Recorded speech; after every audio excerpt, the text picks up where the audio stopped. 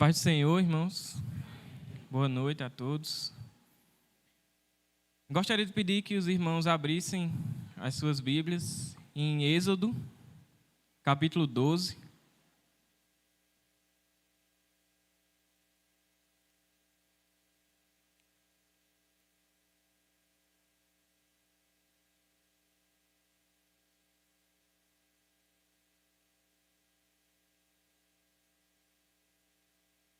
E aí, antes de nós lermos, vamos fazer uma breve oração. Amém?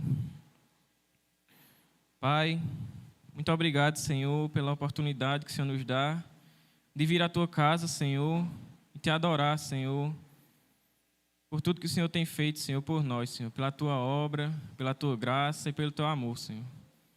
Muito obrigado, Senhor, pela oportunidade que temos, Senhor, de livremente, Senhor, Te cultuar, Pai.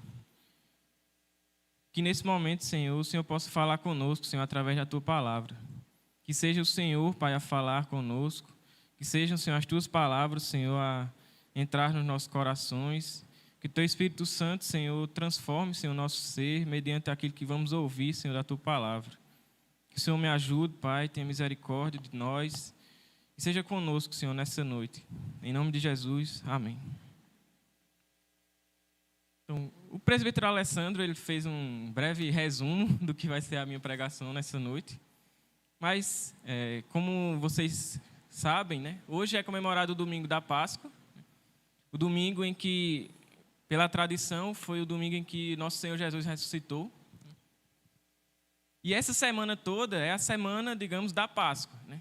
E aí a gente vê uma mobilização em relação a muitas áreas da sociedade, por exemplo, em escolas.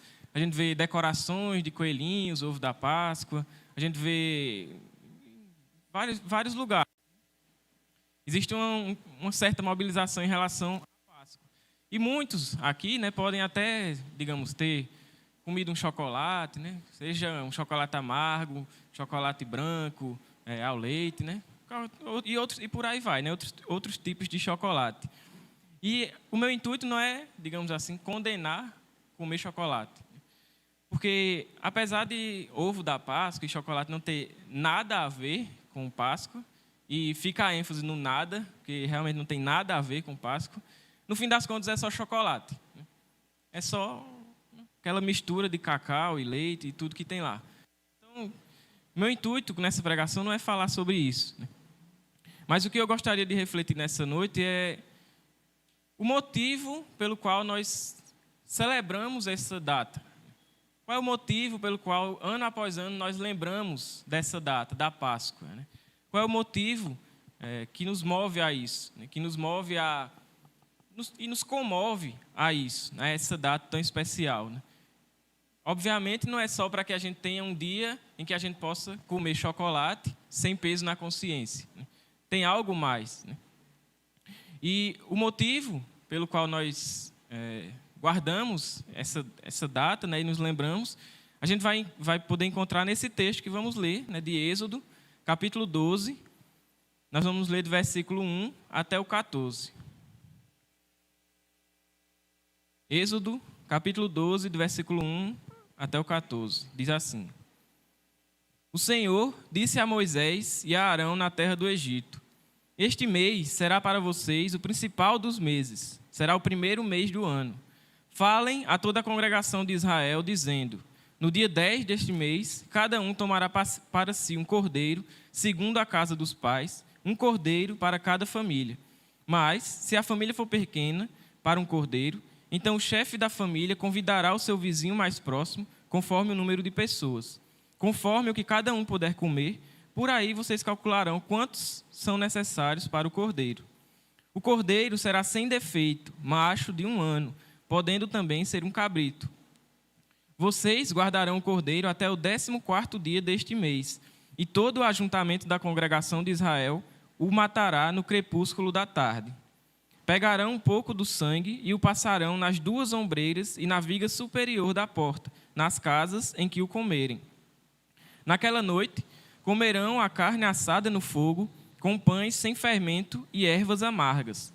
Não comam do animal nada cru, nem cozido em água, porém assado ao fogo. a cabeça, as pernas e as vísceras. Não deixem nada do cordeiro até pela manhã. O que, porém, ficar até pela manhã, queimem. E assim vocês devem comê-lo. É assim que vocês devem comê-lo, já prontos para viajar, com as sandálias nos pés e cajado na mão. Comam depressa, é a Páscoa do Senhor. Porque naquela noite passarei pela terra do Egito e matarei na terra do Egito todos os primogênitos, tanto das pessoas como dos animais, e executarei juízo sobre todos os deuses do Egito. Eu sou o Senhor. O sangue será um sinal para indicar as casas em que vocês se encontram. Quando eu vir o sangue, passarei por vocês, e não haverá entre vocês praga destruidora, quando eu ferir a terra do Egito. Este dia lhes será por memorial, e vocês o celebrarão como festa ao Senhor, de geração em geração. Vocês celebrarão este dia por estatuto perpétuo. Amém. Êxodo é um livro escrito por Moisés, a semelhança de Gênesis, de todo o Pentateuco, os 5 primeiros livros da Bíblia. E foi um livro escrito por Moisés, e o principal intuito de Moisés ao escrever Êxodo é para contar a história do povo de Israel, no que diz respeito à sua libertação do Egito e à sua peregrinação até a Terra Prometida. E ele escreveu Êxodo, acredita-se, que ele escreveu Êxodo por volta do ano 1400 a.C. E aí Êxodo começa exatamente onde Gênesis termina. Quem já fez a leitura de Gênesis, sabe que Gênesis termina com a história de José. José, a gente conhece toda aquela história de que ele foi, de forma resumida, ele foi traído pelos seus irmãos, os irmãos dele jogaram ele numa vala, depois ele foi encontrado por viajantes, levaram ele para o Egito. Lá no Egito ele foi feito escravo, José. Mas em todo momento ele sabia que Deus estava com ele, Deus estava agindo na sua vida. E a partir daí ele viu o agir de Deus na sua vida, de modo que José, de um escravo, passou a ser o governante do Egito. O segundo em poder, abaixo apenas do faraó. E aí José tinha muito poder no Egito, fazia praticamente quase o papel do próprio faraó. E aí tem toda aquela história de que, existia uma seca na região em que Jacó vivia. Daí Jacó e os seus filhos vão até o Egito em busca de comida. José encontra seus irmãos, e tem aquela cena comovente, emocionante, que José encontra os seus irmãos. E ali, a partir dali, existe Jacó e os seus filhos encontram ali alimento, na terra do Egito. E a partir dali, por causa da influência de José, a família dele e Jacó passa a viver no Egito. Eles passam a morar lá, e viver lá tranquilamente. E aí o tempo passa, e com o tempo a família, os descendentes de Jacó vão se multiplicando, o povo vai crescendo. E José morre, aquela geração morre. Com o tempo, o povo já está muito grande, se multiplicou de tal forma que eles estão um povo muito grande. E outro faraó assume o governo do Egito. Esse outro faraó, ele não conhecia a história de José, isso está contado lá em Êxodo, capítulo 1. Ele não conhecia a história de José e nem era, digamos assim, benevolente ou favorável para com o povo hebreu, para com os descendentes de Jacó. E aí ele olha para aquele povo que é forasteiro, é um povo que não são os egípcios, que está ali no meio do Egito. Eles estão crescendo e se fortalecendo, e ele teme pelo povo, ele teme pelo seu governo. E aí ele diz, ele pensa, e fala com seus conselheiros e pessoal, que eles precisam tomar alguma atitude em relação àquele povo, porque eles vão crescer, se multiplicar, se tornar muito fortes, e eles podem algum dia se rebelar contra o Egito. Então o que é que eles fazem? O que é que o faraó faz? Escraviza o povo. Escraviza aquele povo que já havia crescido, tinha se multiplicado, de grande forma. E aí, a partir daí, foram algumas centenas de anos o povo escravizado no Egito. O povo hebreu escravizado no Egito. E é nesse momento, depois de algumas centenas de anos, que Deus levanta Moisés. Como a gente sabe, que foi um homem usado por Deus para libertar o povo judeu, o povo hebreu. lá no Egito. E Deus levanta Moisés, fala com ele, faz Moisés ir até o faraó. Né? Inicialmente, Moisés vai conversar com o faraó, né? Falar. Né? E aí Moisés fala com ele, o faraó com o coração endurecido não permite, logo de cara ele não permite que o povo seja liberto, que o povo volte, seja liberto da escravidão. E a partir daí, Moisés começa a fazer alguns sinais. Né? Um dos sinais que Moisés faz é aquele que está descrito em Êxodo também, em que ele transforma o seu cajado numa serpente, e a serpente engole as outras serpentes. Né? E isso fez com que o faraó, digamos, ficasse assustado, mas mesmo assim ele não libertou o povo judeu do Egito. Estava ainda com o coração endurecido. A partir daí, Deus manda as 10 pragas. É a história que a gente conhece das 10 pragas do Egito. E cada uma das 10 pragas, o Senhor fala que Ele vai enviar as pragas para mostrar que Ele é Deus. Para mostrar ao faraó e ao povo que Ele é o Deus, o único Deus, o Deus soberano. E aí cada uma dessas 10 pragas, elas têm uma relação, elas remetem a alguns dos deuses egípcios, alguns dos principais deuses do Egito. E a cada vez que Deus mandava uma praga, Ele, digamos, subjugava ou destruía algum desses deuses, né? Desses falsos deuses do Egito. E foi assim ao longo das 10 pragas. Né? Quando chega na 10ª praga, como o presbítero Alessandro falou, a 10ª e última praga, e ao longo das 10 pragas, né, o faraó não concedeu aquilo que Moisés queria, que era a libertação do povo. O coração do faraó continuava endurecido. Quando chega na última praga, que é a 10ª praga, que vocês sabem, né, a morte dos primogênitos, a morte dos primeiros filhos, dos filhos mais velhos. Né?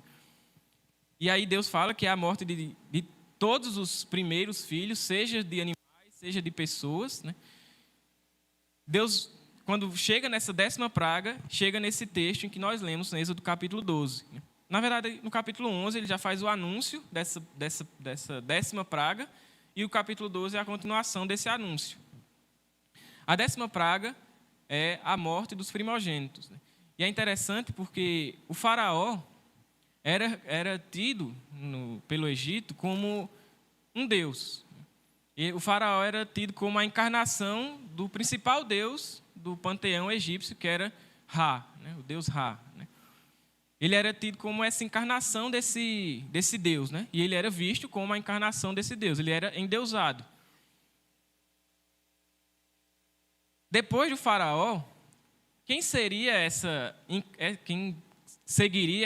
linhagem, né, de encarnação do deus Ra seria o seu filho primogênito, que assumiria o seu lugar. Né? E a morte do filho primogênito para o faraó seria justamente seria como uma destruição da sua dinastia, da continuação da sua história. Além disso, seria uma derrota do principal deus egípcio, sem contar na dor que seria para um pai perder o seu filho. Então, tudo isso reunido, né? A derrota do principal deus, a destruição da sua linhagem, né? E a dor da perda do seu filho fizeram com que, finalmente, o faraó libertasse o povo, né, diante da 10ª praga. Só depois do seu filho primogênito morrer foi que ele libertou o povo, deixou que o povo fosse. Essa ocasião, como nós lemos no capítulo 12, é que Deus chama, como ele fala no versículo 11, é a Páscoa do Senhor. Essa é a Páscoa, essa é a primeira Páscoa. E como nós vimos, né, a Páscoa está totalmente relacionada com a libertação do povo de Deus. Páscoa é a ocasião em que Deus liberta o seu povo. A Páscoa é a lembrança de que Deus liberta o seu povo. Esse é o sentido da Páscoa. É a libertação do povo de Deus. A palavra Páscoa, aqui no versículo 11, como nós lemos que ele fala, é a Páscoa do Senhor. A palavra Páscoa, do hebraico, é a palavra Pessar. Pessar. E significa, a tradução dessa palavra significa passar. É o verbo passar. No versículo 12, a gente tem outra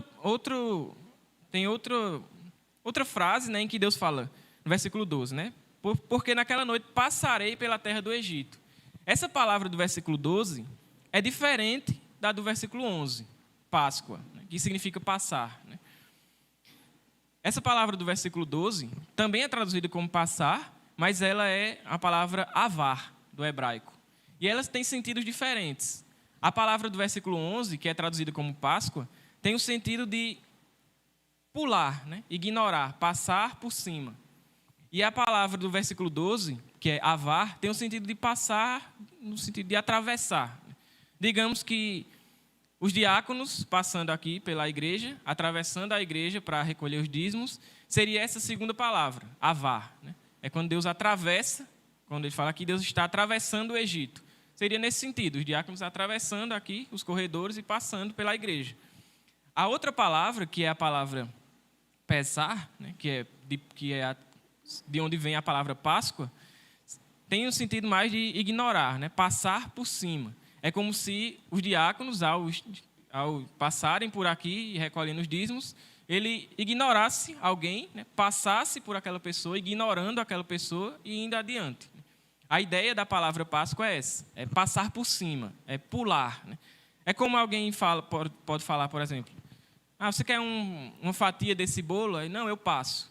Esse é o sentido da palavra Páscoa, né? Pessar. E aí, quando a gente olha assim, a gente vê, então a Páscoa é Deus, entre aspas, né? Pulando o seu povo, passando por cima do seu povo. Como assim? Vamos ao texto e aí a gente vai entender o que é que significa a Páscoa. No texto que nós lemos, Êxodo capítulo 12, a gente pode fazer algumas divisões nesse texto. Né? Dos versos 1 ao 6, né, nós vemos Deus dando instruções a Moisés e a Arão para que eles repassassem essas instruções para o povo, para que o povo soubesse, né, como deveria ser a preparação para a Páscoa. Então, do versículo 1 ao 6 é o que acontece antes da Páscoa, é a preparação para a Páscoa. E aí, inicialmente, Deus fala a Moisés, né, no versículo 2, ele fala, e a Arão, né, ele fala, esse mês será para vocês o principal dos meses, será o primeiro mês do ano. É interessante porque, até aqui, os hebreus que viviam no Egito, eles seguiam as tradições egípcias, eles seguiam as tradições do Egito. Inclusive, eles seguiam o calendário do Egito. Eles eram guiados pela cultura egípcia. Mas a partir daqui, Deus fala, vocês agora vão deixar de seguir a cultura egípcia e o calendário egípcio, e vocês terão digamos assim, uma nova história. A partir daqui, o tempo para vocês será contado de forma diferente. A partir daqui, vocês terão uma nova vida. Vocês serão o meu povo. Vocês contarão o tempo de forma diferente. Deus fala, se a gente for ver, né, o calendário judaico, eles começam justamente a contar os anos a partir do Êxodo. A partir do momento em que eles dizem que Deus, ao falar com Moisés, mostra a ele a lua, as estações, e diz, a partir daqui vocês seguirão com o seu calendário novo. Né? Então, é interessante porque quando Deus, logo na preparação para a libertação, Deus diz, é como se Deus estivesse dizendo, olhe, vocês vão começar agora a contar o tempo a partir de agora. Vocês estarão nascendo de novo. Agora eu vou trazer para vocês, dar a vocês uma nova história. A partir de agora, aquilo que passou, passou. A partir de agora, vocês começarão do zero, digamos assim. É uma nova história. E Deus fez isso com o seu povo. E aí ele começa falando isso, né, em relação às instruções. Em seguida, vem a instrução para separar o cordeiro, né, ou um cabrito. E aí ele fala que esse cordeiro deverá ser separado no 10º dia. Ele fica 4 dias esperando, vamos dizer assim, porque somente no 14º dia é que ele será sacrificado. Então, basicamente, essas são as instruções que são dadas. Ele vai falar sobre o tamanho do cordeiro, o quanto vocês conseguem comer, dependendo da família. Mas, de forma resumida, essas são as instruções que são dadas para o povo antes da Páscoa. Eles deveriam agora entender que o que vai acontecer com eles agora é uma nova história, é algo novo. Deus vai dar a eles uma nova vida, digamos assim, e que eles deveriam fazer essa separação desse cordeiro pascal nesse 10º dia e esperar até o 14º para ser sacrificado. Dos versos 7 a 11, é a nossa segunda divisão, estão as instruções concernentes ao dia da Páscoa. Do versículo 1 ao 6, ele fala dos dias anteriores, da preparação da Páscoa. Do 7 ao 11, ele fala o que deve acontecer no dia da Páscoa. E aí ele diz, né, que nesse dia eles vão matar o cordeiro, no 14º dia, vão matar esse cordeiro. Eles pegarão um pouco do sangue e o passarão nas 2 ombreiras e na viga superior, nos umbrais das portas, né, das casas em que eles comerem esse cordeiro. Né. Eles teriam que comer esse cordeiro e o sangue dele seria passado nos umbrais das portas. Mas por que passar o sangue nos umbrais das portas? Por que não na frente da porta? Ou por que não ao redor da porta? Porque teria que ser exatamente nos umbrais das portas. Alguns estudiosos dizem que os egípcios eles tinham uma cultura em que eles não consideravam essa vida como a principal. Eles acreditavam que o mais importante era a vida eterna, o além. E por isso, a vida deles aqui era simples. Para provar isso, né, é possível ver em excursões arqueológicas e tudo, que eles construíam suas casas com um tijolo de barro. Eles não construíam suas casas de forma que ela fosse durar muito tempo.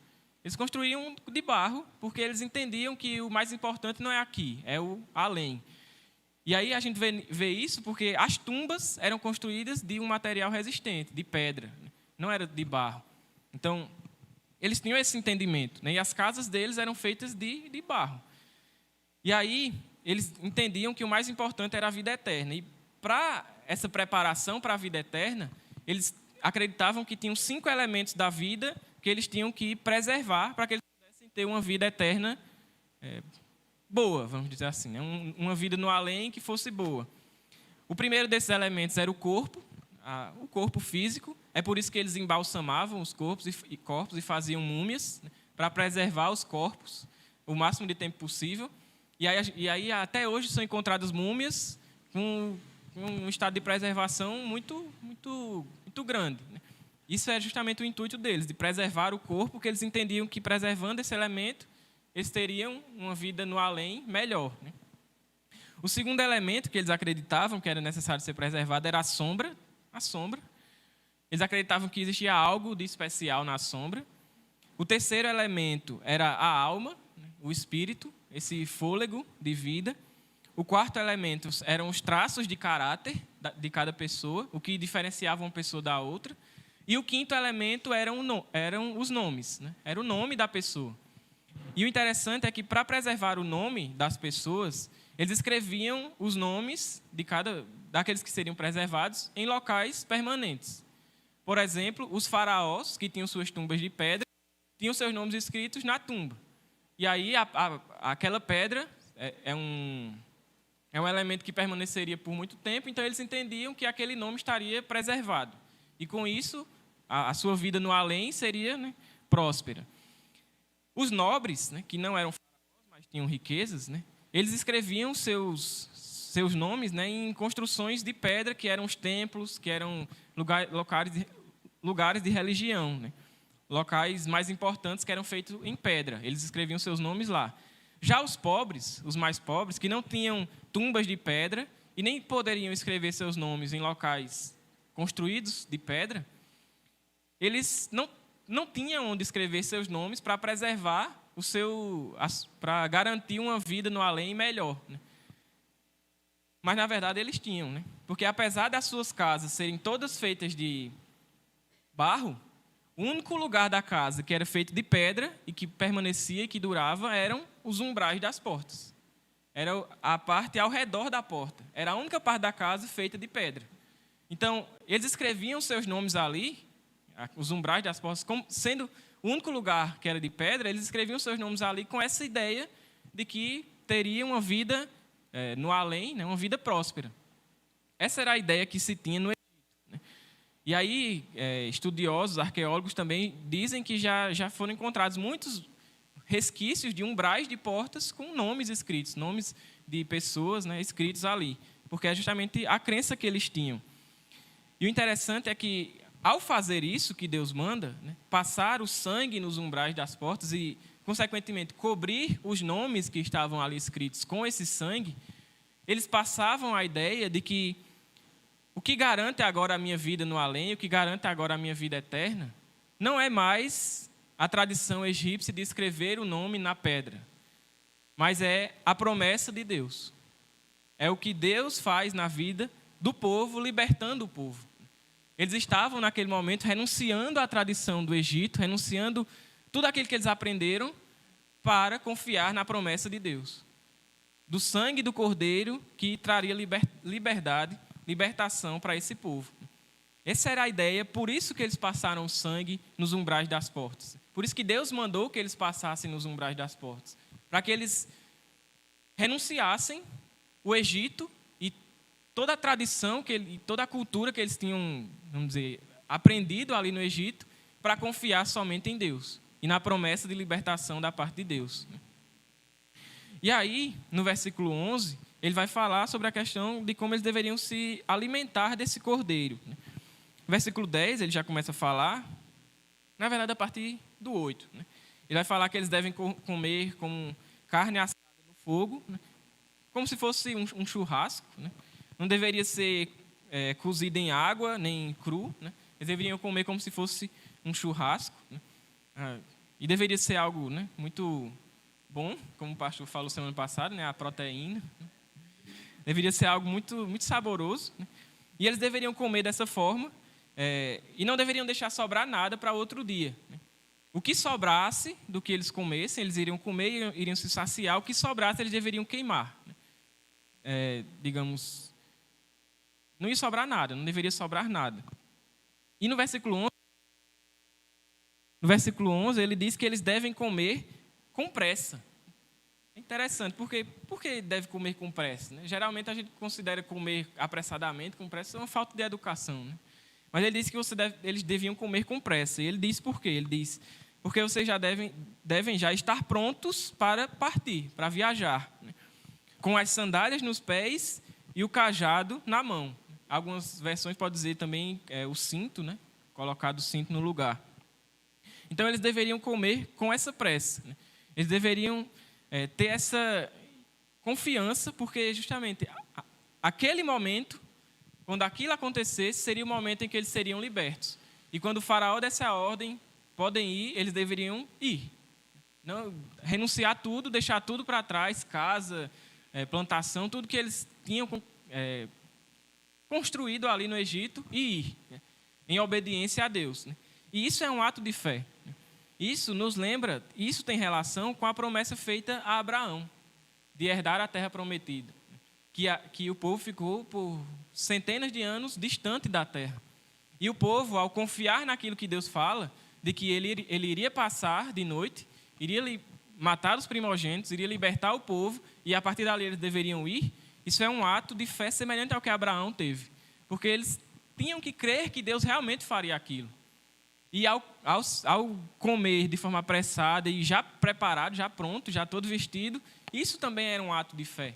Em confiança naquilo que Deus faria, aquilo que ele realmente havia falado. Então, e o povo, aqueles que foram libertos, confiaram, tiveram esse ato de fé. Outra parte do texto que nós vemos, nos versículos 12 e 13, é que Deus agora vai falar o que ele vai fazer nessa noite. Dos versículos 1 ao 6 é a preparação anterior à Páscoa. Nos versículos seguintes, é o que ele vai fazer no dia da Páscoa. E nos versículos 12 e 13 é o que o próprio Deus iria fazer.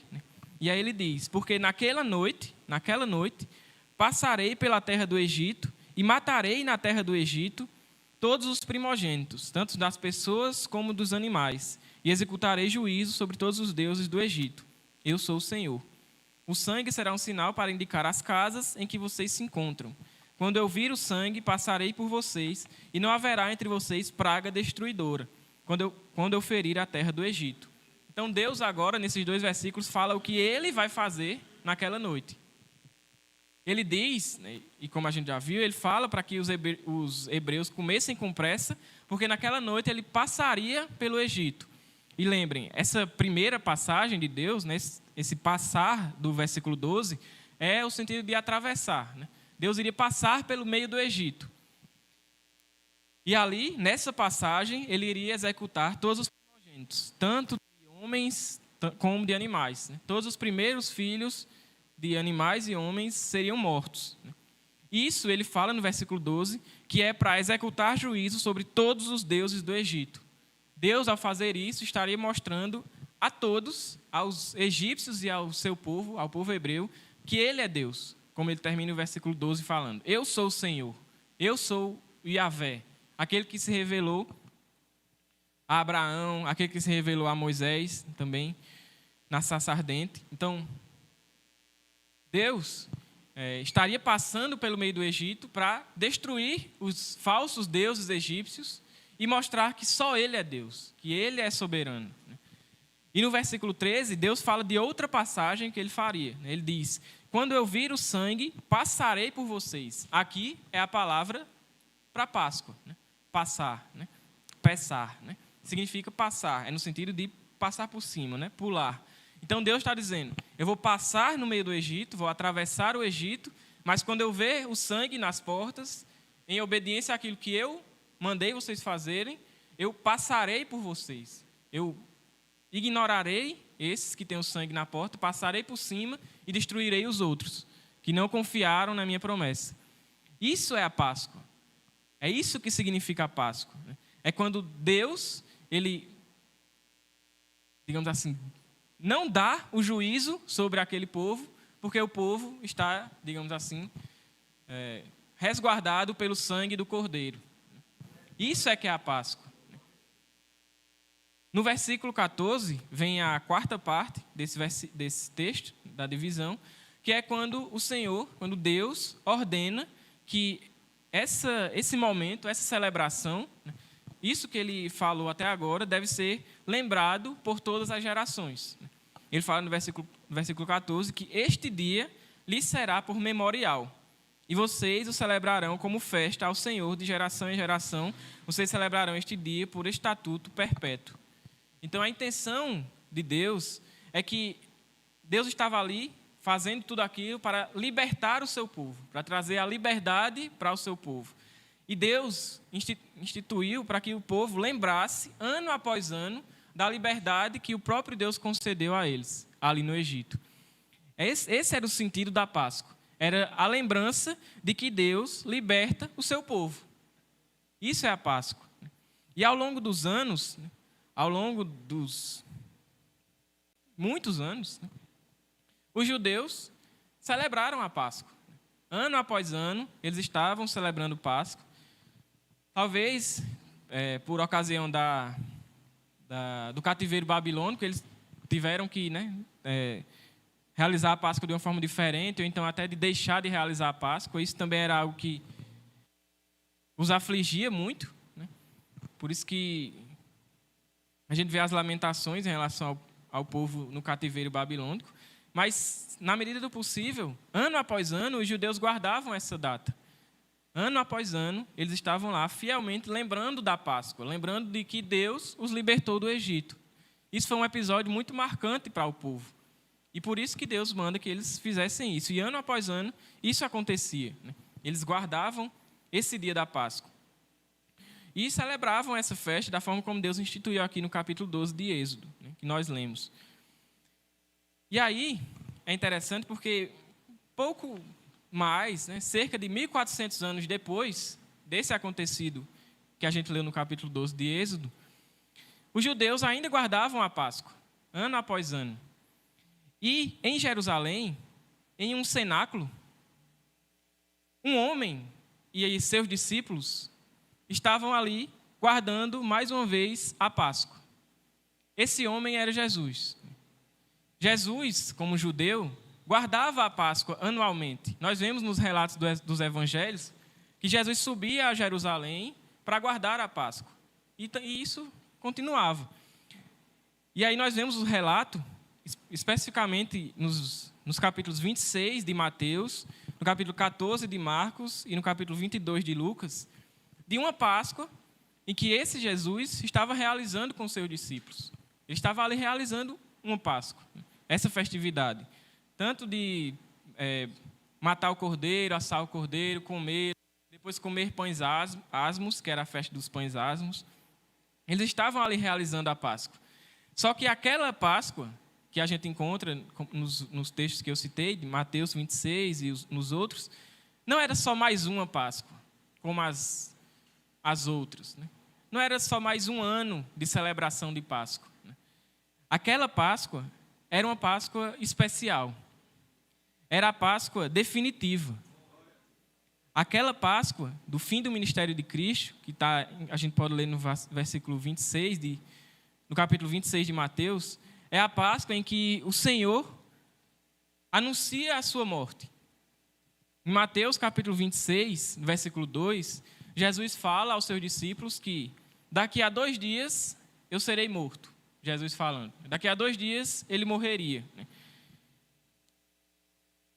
E Jesus estava dizendo que no dia da Páscoa, nesse 14º dia, o dia em que o cordeiro seria morto, ele seria morto.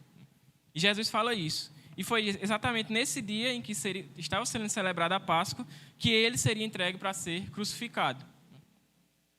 Ali não estava, como eu falei, mais um grupo de judeus celebrando mais uma Páscoa, ano após ano, para lembrar somente da libertação do Egito.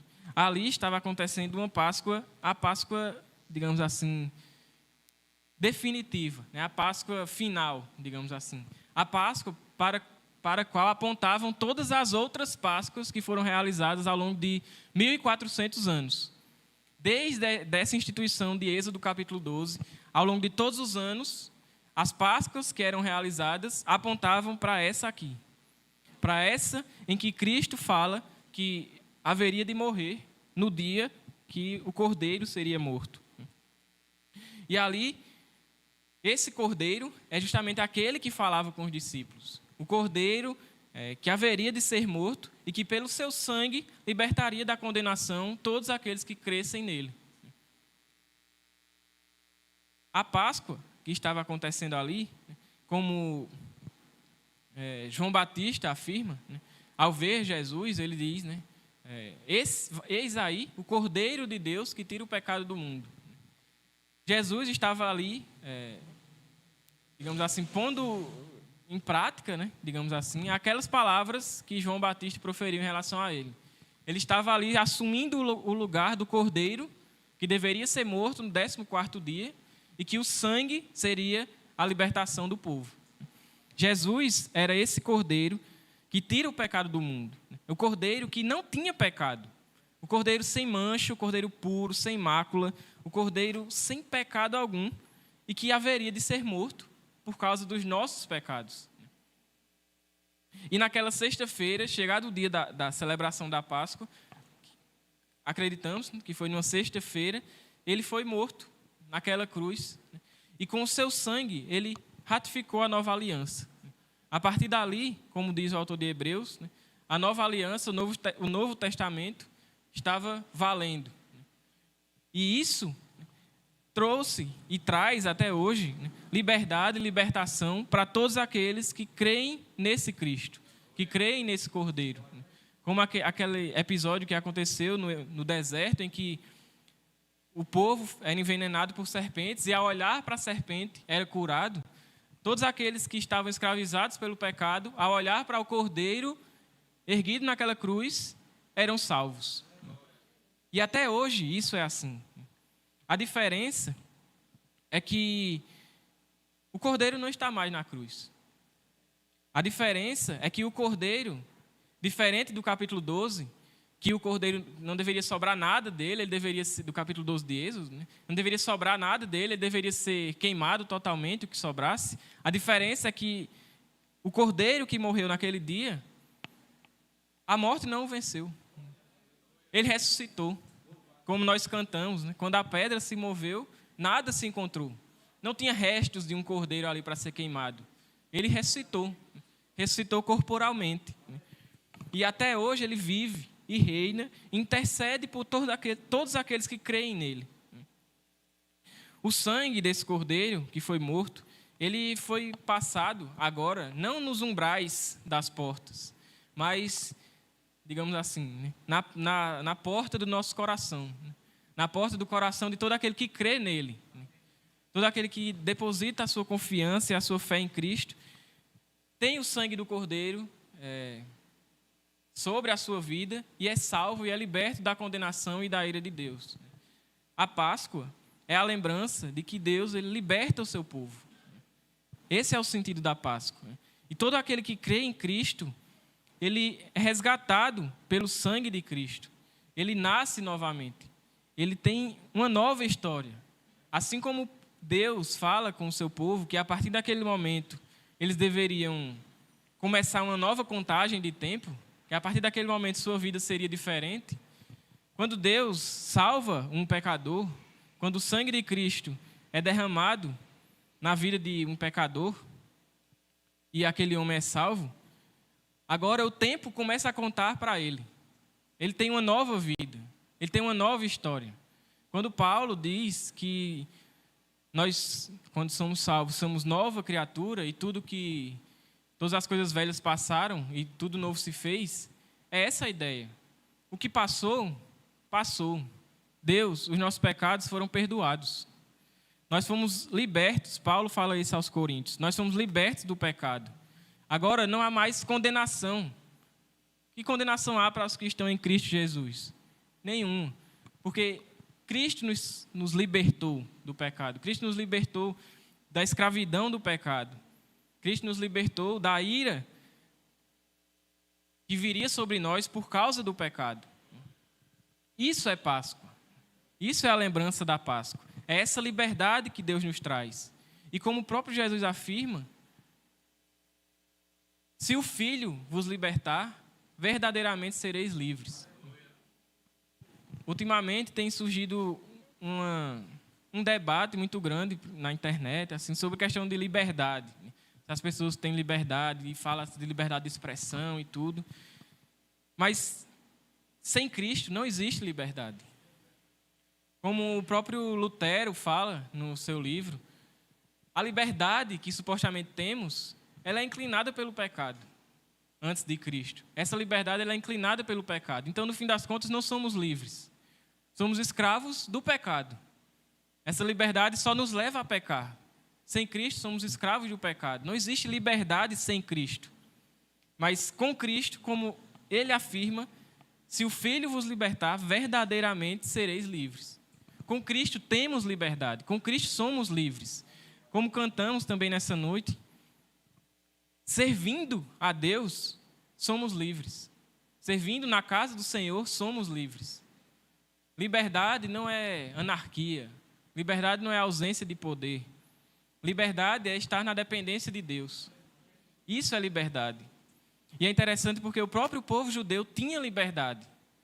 O povo de Deus, o povo judeu, lá em 2 Samuel, quando o povo pede ao Senhor um rei, quando eles pedem a Deus, nós queremos um rei porque as outras nações têm um rei, nós também queremos. Deus fala, vocês já têm um rei, eu sou o rei de vocês. E tendo esse rei, eles eram livres. Eles só deveriam obedecer a esse rei. E a obediência a esse rei era a liberdade. Era uma vida plena, era uma vida abundante. Mas eles insistiram por um rei e Deus assim concedeu. E nós sabemos a história do que aconteceu, a história que aconteceu com o povo judeu. Por causa desse pedido de um rei, as desgraças que vieram sobre o povo. Se eles tivessem permanecido na liberdade, que é estar debaixo do senhorio do Senhor, isso não teria acontecido. Então, estar debaixo da dependência de Deus, estar debaixo do governo de Deus, na dependência da soberania do Senhor, é a verdadeira liberdade. E é para isso que Jesus nos salva. Foi para isso que Jesus fez a sua obra e nos comprou naquela cruz, para nos dar essa liberdade de viver na dependência do Senhor em obediência a Ele. Isso é Páscoa, é a ideia da libertação. A Páscoa mostra Deus deixando de levar o juízo e a condenação para aqueles que têm sobre si o sangue do Cordeiro. e exercendo esse juízo sobre o filho primogênito, ou o filho unigênito dele. Deus deixa de dar o juízo àqueles que mereciam, que somos nós, e coloca esse juízo sobre o seu filho unigênito. Isso é Páscoa. Esse ato de amor de Deus e de graça de Deus é o que nos liberta, é o que nos faz livres. E Deus faz isso para que fôssemos livres da escravidão e agora pudéssemos ter uma nova vida, assim como o povo judeu. A Páscoa é a lembrança de que Deus liberta o seu povo.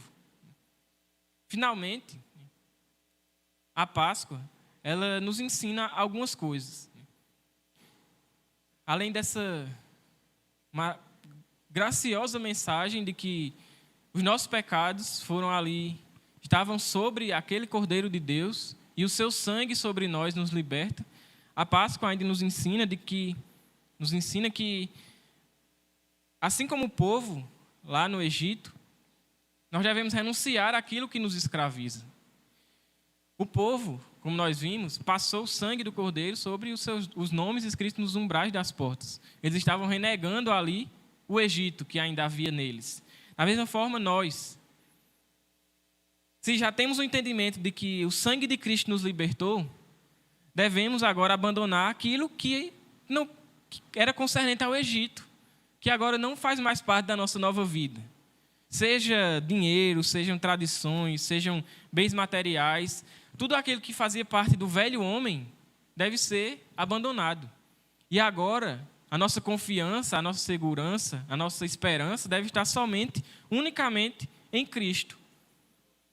Porque nada dessas coisas, como, por exemplo, para o povo, aquela tradição de escrever os nomes nos umbrais das portas não garantia para ele uma vida eterna boa. Era só a crença que eles tinham.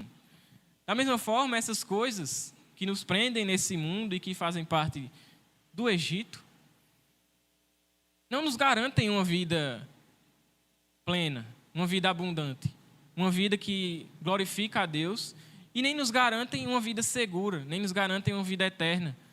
Mas Cristo e a sua obra e o seu sangue derramado é o que nos garantem isso. Somente a obra de Cristo em nosso favor é o que nos garante e nos dá a vida eterna. Ele mesmo fala isso. João capítulo 3, versículo 16. Todo aquele que crê não pereça, mas tem a vida eterna. Ele nos garante vida eterna. Não são as coisas desse mundo. Não é dinheiro, não é saúde, não é nada do que temos aqui que nos garante que temos uma vida abençoada. É somente Cristo. É somente unidos a Cristo que podemos dizer, como Paulo fala lá em a carta aos Efésios, que somos abençoados com toda sorte de bênçãos celestiais, porque estamos unidos a Cristo. Somente em Cristo. Então essas coisas não fazem mais parte do nosso novo homem, da nossa nova história. Isso deve ser abandonado. Isso deve ser posto em segundo plano, ou terceiro, ou seja o que for. Em primeiro lugar, deve estar somente Deus, o seu reino e a sua justiça. Além disso, a Páscoa também nos ensina que, após a libertação, somos agora peregrinos. Deus fala com o seu povo de que naquela noite eles deveriam comer o alimento prontos, preparados para sair, porque a partir dali começaria a sua peregrinação. Da mesma forma, quando somos libertos pelo sangue de Cristo, quando nascemos de novo, somos agora peregrinos. Quando nascemos de novo, somos agora peregrinos nessa vida. Como o apóstolo Pedro fala na sua carta. Somos peregrinos, somos viajantes, estamos aqui de passagem. Então, se estamos aqui de passagem, por que vamos ajuntar tesouros aqui? Por que vamos estabelecer coisas aqui, se não vamos permanecer aqui? Então, devemos calçar as sandálias, colocar o cinto, pegar o cajado e seguir a nossa peregrinação em direção à terra prometida. E como vemos lá em Apocalipse, a nossa terra prometida é a Nova Jerusalém, que descerá dos céus naquele dia em que Jesus voltar. E lá encontraremos o nosso Senhor. Lá cearemos com Ele. Lá celebraremos essa libertação de forma plena com o próprio Cordeiro que morreu por nós. Ele estará no nosso meio. O Cordeiro que, como diz no Apocalipse, parecia ter estado morto e que ele é o leão da tribo de Judá. O nosso Senhor Jesus que vive e reina para todo sempre. Lá estaremos com Ele. Lá não teremos mais escravidão, nem sequer resquícios do Egito que habita em nós. Lá estaremos totalmente livres com o nosso Senhor, celebrando e desfrutando da sua presença, habitando no meio de nós. Não há nada mais gracioso do que isso. E a Páscoa também nos lembra, nos ensina que devemos ter em mente sempre, não somente nessa semana da Páscoa, de abril, mas todos os dias, de que a obra de Cristo na cruz é o que nos dá a libertação. É o que nos liberta. Devemos guardar em mente isso. É isso que a palavra nos exorta quando fala que devemos ter na memória aquilo que nos traz esperança. É isso que Paulo fala quando diz: pensem nas coisas do alto. Ocupe sua mente com as coisas do alto. É justamente essa lembrança de que é o sangue do Cordeiro que nos liberta, e que nos libertou, e que agora somos livres, livres da escravidão do pecado e da condenação do pecado. E essa lembrança é o que nos faz ter uma esperança. É como tem aquela música, né? Porque Ele vive, eu posso crer no amanhã. Eu posso ter uma esperança de um amanhã, e não necessariamente um amanhã aqui, mas um amanhã glorioso, porque Cristo vive, porque Ele ressuscitou. Então devemos guardar sempre, a Páscoa nos ensina isso, que devemos guardar sempre na memória essa libertação que Cristo conquistou para nós. E que aqueles cordeiros que eram sacrificados ao longo de tantos anos apontavam para a obra de Cristo. A Páscoa é a lembrança de que Deus liberta o seu povo através do sangue de Jesus. É aí que vem a libertação definitiva, a libertação verdadeira, através do sangue de Jesus. A Páscoa fala sobre liberdade.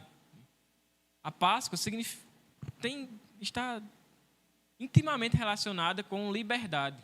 É isso que significa a Páscoa.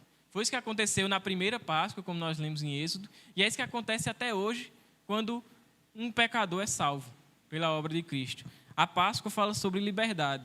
Liberdade do Egito para os judeus, liberdade do pecado para os crentes, aqueles que creem em Cristo. Essa semana, como foi a semana da Páscoa, e para aqueles que têm mais costume de olhar a internet, mexer na internet, ver que, e foi uma comoção muito grande por parte dos cristãos, que a página principal do Google não fez nenhuma referência à Páscoa. E teve muitos crentes se levantando contra isso na internet. Porque o Google, sempre que tem uma festividade, eles fazem alguma referência, alguma arte, alguma imagem assim. Mas nessa semana da Páscoa, eles não fizeram nada. Só tinha lá o nome Google, nada diferente. É como se eles estivessem ignorando a Páscoa. Só que eu fiquei pensando sobre isso. E isso não deve ser algo que nos preocupa. Porque não faz sentido aqueles que ainda são escravos comemorarem a libertação. Aqueles que devem lembrar da Páscoa todos os dias são aqueles que foram libertos pelo sangue do Cordeiro. São aqueles que foram salvos.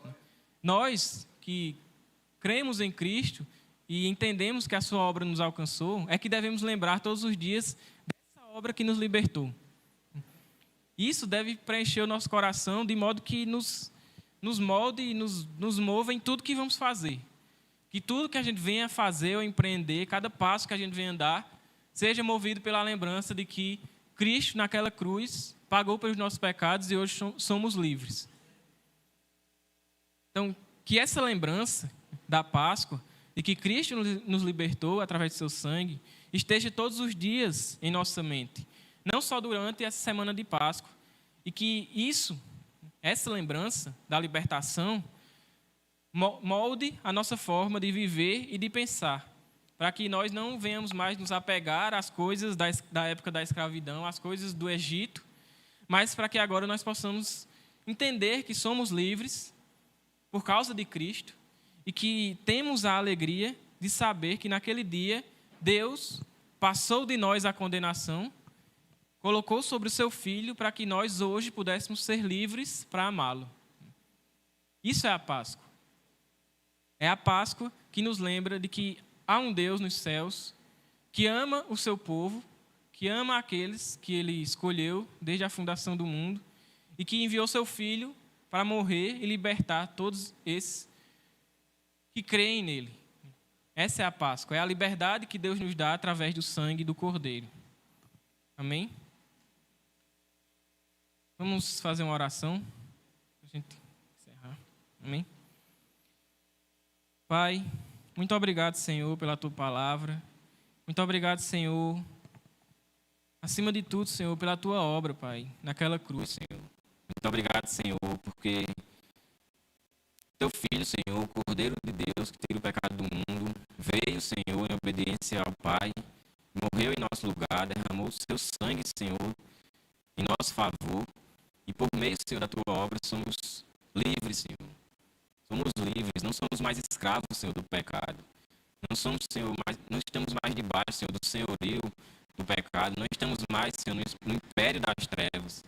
Mas agora somos livres, estamos no reino, Senhor, do Teu Filho. E livres, Senhor, para Te amar, livres para Te obedecer. Livres, Senhor, para viver para a Tua glória, Pai. Muito obrigado, Senhor, porque a Tua palavra nos revela isso, Senhor.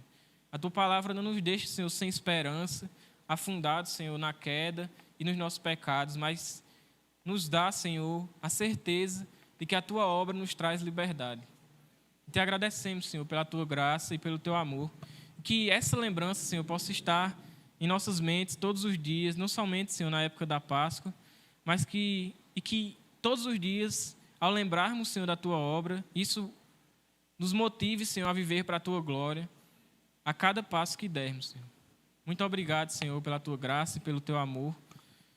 É isso que eu te peço e já te agradeço pela Tua graça. Em nome de Jesus. Amém.